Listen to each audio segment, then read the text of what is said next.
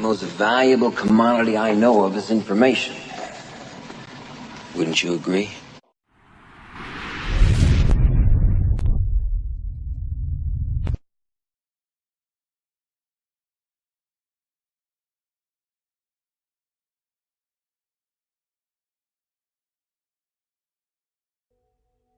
The law of our lives. Spirit creates through law. The law is always mind in action. Mind cannot act unless intelligence sets it in motion. In the great universal mind, man is a center of intelligence, and every time he thinks, he sets mind into action. What is the activity of this mind in relation to man's thought? It has to be one of mental correspondence. That is, mind has to reflect whatever thought it cast into it. Wonderful as universal mind is, it has no choice but to create whatever thought is given it. If it could contradict that thought, it would not be a unit, since this would be recognizing something outside of itself. This is a point in truth which should not be overlooked. The one mind knows only its own ability to make whatever is given it. It sees no other power and never analyzes or dissects.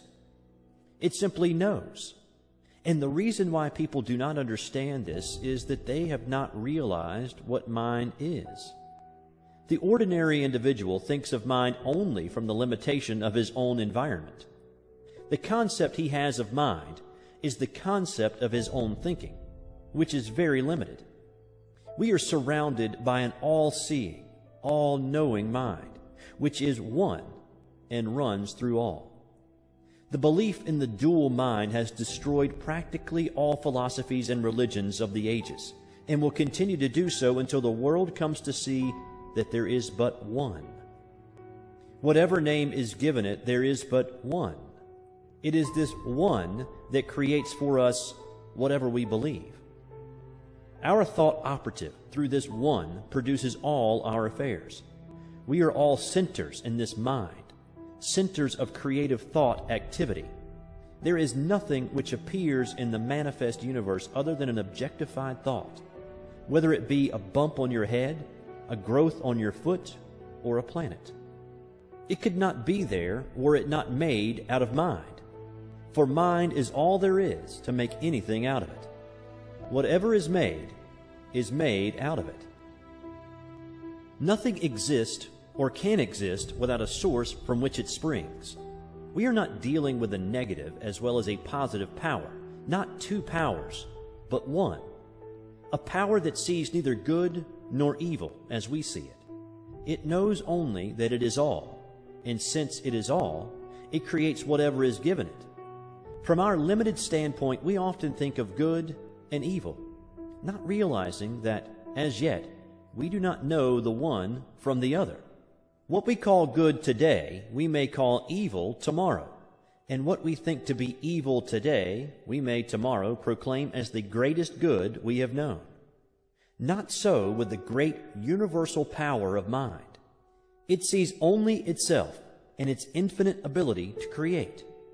To the thinking person, this will mean much. He will see that he is no longer living in a limited universe, a world of powers, but that he is immersed in an infinite creative medium which, because of its nature, has to create for him whatever he believes. Jesus understood this, and in a few simple words laid down the law of life. It is done unto all people as they believe. This is a great thing to keep in mind. It is done unto us. We do not have to do it, for it is done unto us of a power that knows itself to be all there is. Could we even believe that some material mountain would be moved? The power is there to do it. Without this belief, there is no real impulse for the creative mind, and we do not get an affirmative answer. We must realize more clearly that this great power has to operate through us. Man's part. Creative mind cannot force itself upon us because we have the power of self-choice. It recognizes us when we recognize it. When we think that we are limited or have not been heard, it must take that thought and bring it into manifestation for us. When we look about us and see nature so beautiful, lavish, and so limitless, when we realize that something, some power, is behind all, and sees to it that plenty obtains everywhere, so that in all things manifest there is more than could be used, and when on the other hand we see man so limited, sick, sad, and needy, we are disposed to ask this question: is God good after all? Does He really care for the people of His creation? Why am I sick? Why am I poor? Little do we realize that the answer is in our own mouths, in the creative power of our own thought. The average person, when told the truth, will still seek some other way. God has already done for us in a mechanical way all that He can do, and having been given the ability, we will have to do for ourselves the rest. Yet the great power is always near, ready at any time to help. But we must use it according to its own nature in harmony with its laws. Man should learn that he himself is the center of this divine activity. Realizing this, he must seek more and more to utilize his own divine nature, and by so doing he will come fully under the protection of the great laws that govern all life, manifest and unmanifest. Whatever man is, he must find that because he is made out of God, he must be of the same nature. This infinite one cannot know anything outside of itself, anything that would be a contradiction of its divine nature. Man's ignorance of his real nature binds him with his own freedom until he comes to see things as they really are and not as they appear to be. In the infinity of mind, which is the principle of all metaphysics and of all life, there is nothing but mind, and that which mind does. That is all there is in the universe. That is all there ever was or ever will be.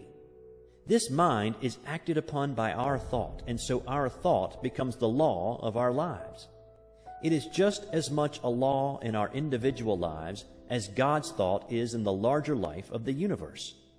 For the sake of clearness, think of yourself as in this mind. Think of yourself as a center in it.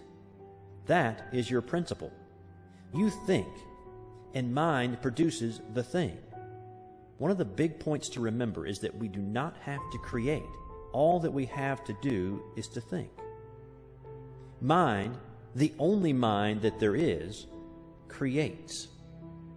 Few people seem to understand the nature of the law, and so think that they have got to do something, even if it is only holding a thought.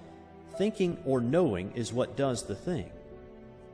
It will make it much easier for us when we realize that we do not have to make anything just to know, that there is something back of the knowing which does the work for us.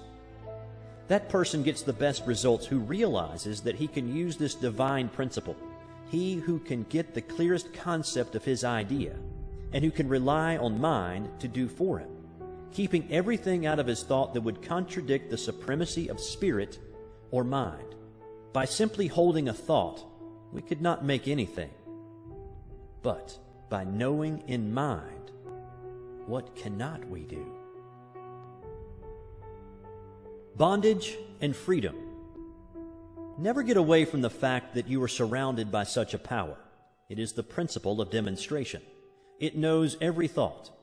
As we send forth our thought into it, it does unto us. The person who is ignorant of this law must by that ignorance be bound by his thought, by his human beliefs. One who understands will begin to break these ties that bind him. One by one, he will destroy every negative thought until at last he is able to think what he wants to think. And so he frees himself by the use of the same power that at one time bound him. We must destroy all thought that we would not see manifest and hold to that which we would see until we receive the affirmative answer. Never struggle. Mind makes things out of itself. There is no effort made. Don't think that there is so much to be overcome. Have only a calm sense of perfect peace as you realize that God is all, and that you are using the perfect law, and that nothing can hinder it from working for you. Many people are learning to do this, and no one has yet failed to demonstrate who has been steadfast, using the law in a consistent and persistent trust.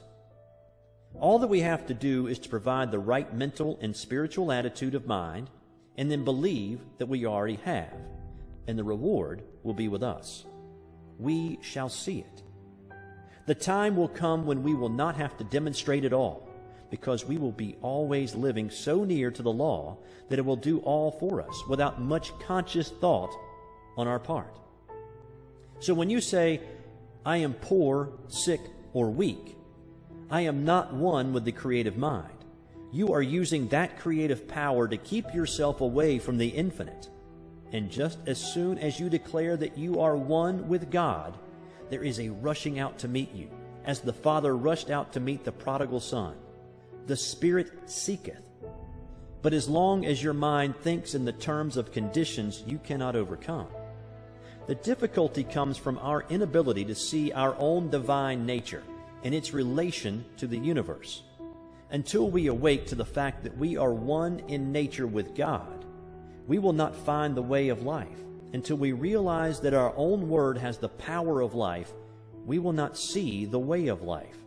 And this brings us to the consideration of the use of the Word in our lives. The Word.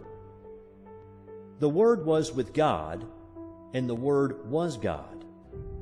The Word is nigh thee, even in thy own mouth, that thou shouldst know it and do it.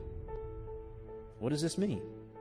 It clearly states that whatever power there is in the Word, and it says that it is all power, is also in our own mouths. There is no avoiding the fact that the Bible claims for man the same power in his own life and his own world that it claims for God. In the lives of the majority, men do not realize that the Word is in their own mouths. What Word? Little do we realize that this Word which they are so earnestly seeking is every word they hear, think, or speak. Do we who are endeavoring to realize the greater truths of life always govern our words?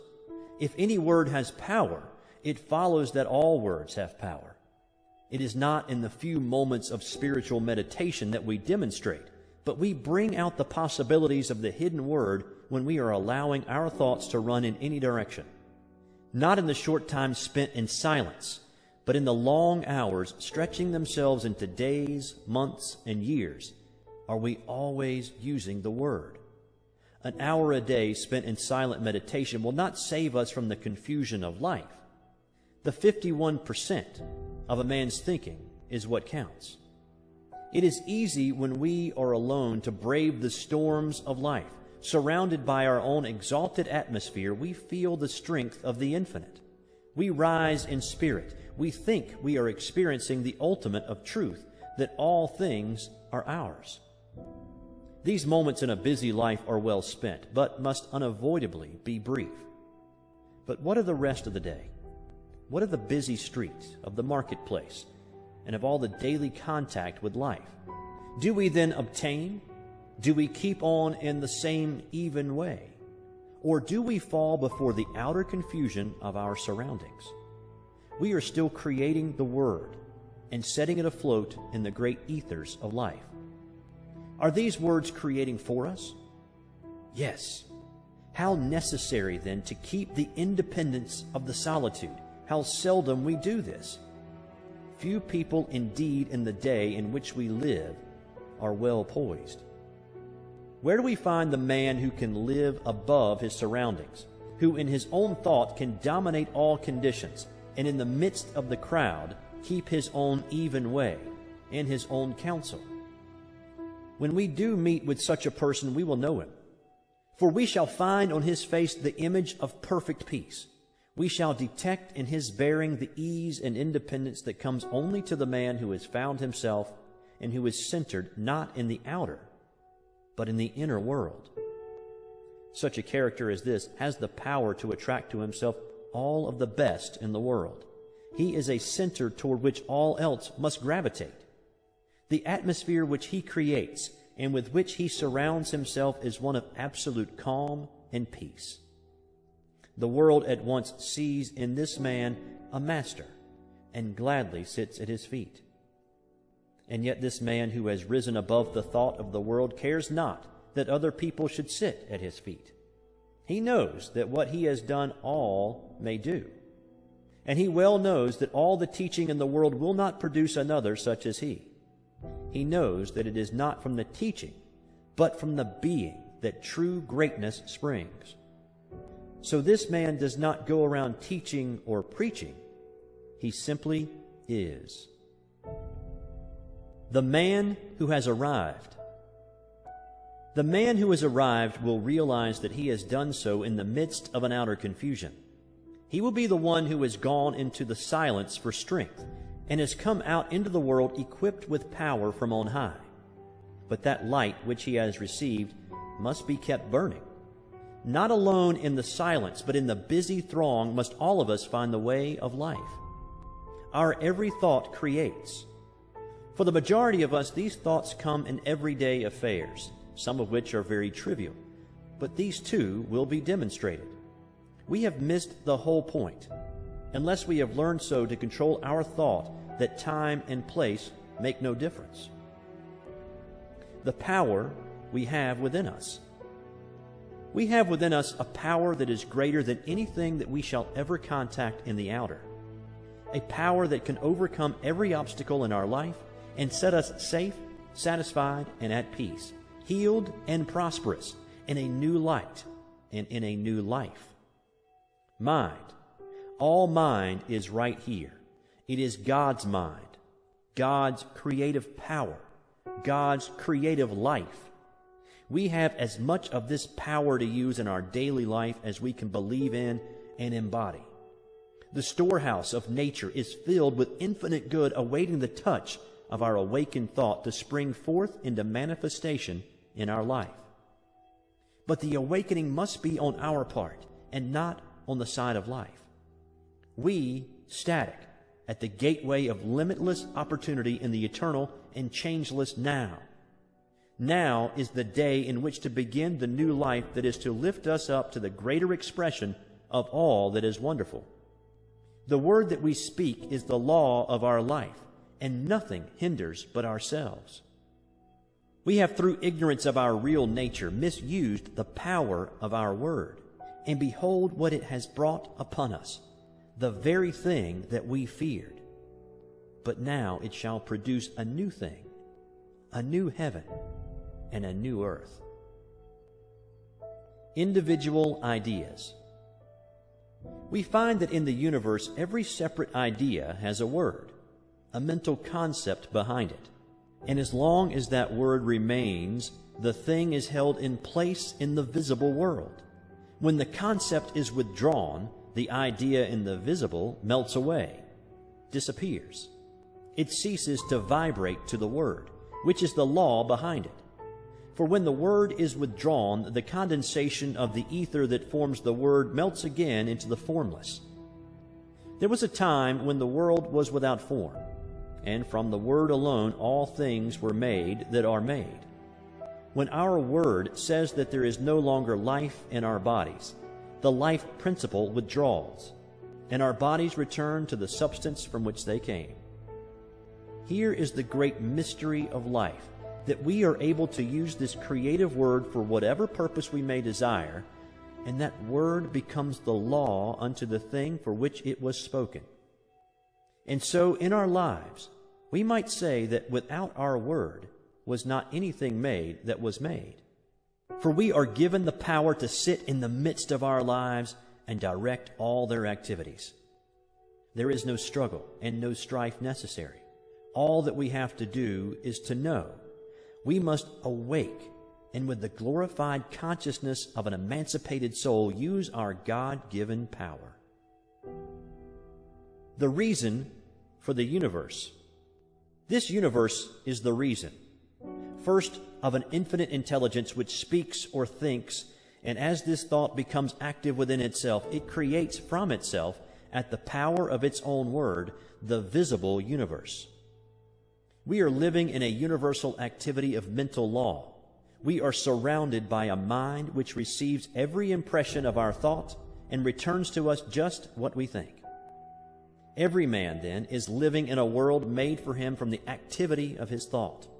It is a self-evident proposition that mind must create out of itself, and this self being limitless, it follows that its creative power is without limit. Mind in action. Everything that we see is the result of mind in action. We all have a body, and we have what is called a physical environment. We could have neither if it were not for the mind.